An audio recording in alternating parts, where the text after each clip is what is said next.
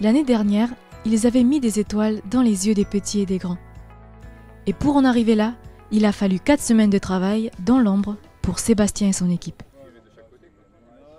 Du coup, au dock, là, on va aller chercher que des guirlandes, des lampadaires et une couronne. Ouais. Chaque décembre, ce sont eux qui illuminent la place des Cocotiers pour la fête des Lumières. Vous ne les verrez que rarement, car la petite équipe, composée d'une dizaine de personnes, travaille de nuit. Aujourd'hui, il n'y a encore aucun projecteur ou guirlande suspendue.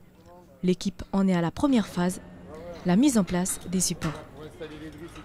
Ce soir spécifiquement, c'est prévu qu'on accroche tout ce qui est câble d'acier dans les arbres, c'est-à-dire au-dessus de la statue du square Ollery. C'est quelque chose qu'on a déjà fait hier sur la place de la Marne. Donc c'est des grands câbles en acier qui vont être là plus tard pour soutenir toutes les décorations. Les guirlandes, les ballons, etc. En fait, l'idée, c'est que les gens puissent profiter des illuminations sans avoir des câbles au milieu des pieds. Ici, près de 280 projecteurs et 4 km de fils seront suspendus au-dessus de nos têtes. Malgré son succès, l'équipe ne se repose pas sur ses lauriers.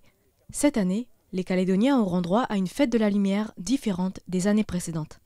On essaye de faire différemment parce que ce serait trop facile de proposer quelque chose qu'on a déjà fait l'année dernière.